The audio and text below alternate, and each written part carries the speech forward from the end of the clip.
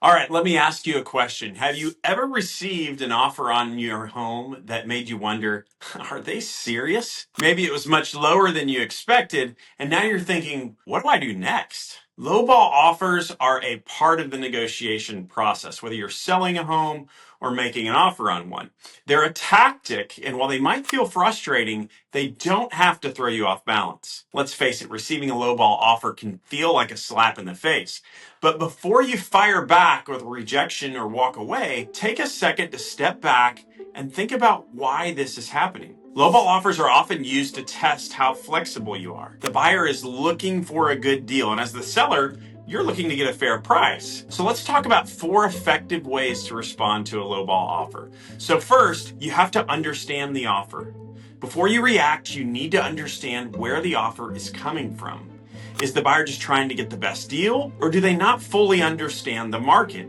It's important to read between the lines on that. Sometimes they might be testing your flexibility. Other times they just may not realize the true value of the property. So knowing why they're offering less gives you a solid starting point for your response, and it gives you the space to decide how to counter effectively. Next, I would say stay calm and collected. A knee-jerk reaction isn't going to help you close the deal.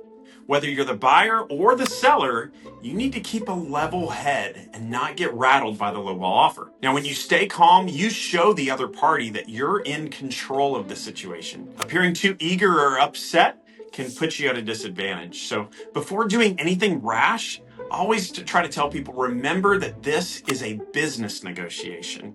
You've got the upper hand when you remain calm. Number 3, counter that offer with confidence. So if they've come in low, don't be afraid to push back with a fair counteroffer. The key is to remain reasonable but firm as well, okay?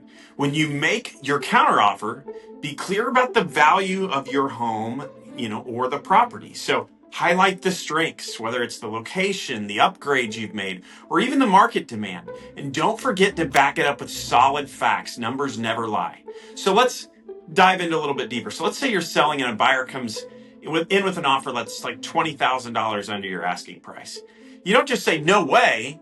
Instead, you can respond with something like, hey, Mr. Buyer, I appreciate the offer, but based on recent sales in the area and the condition of the home, I'm looking for something a little bit higher. This shows that you're reasonable and clear about the value that you bring. And finally, you really need to know when to walk away.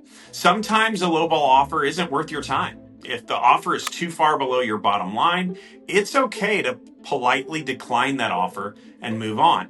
If the buyer is serious, they will return with a better offer if they understand that you're not going to settle for less. And when it comes to handling lowball offers, it's all about understanding the offer, staying calm, countering confidently, and then knowing when to walk away.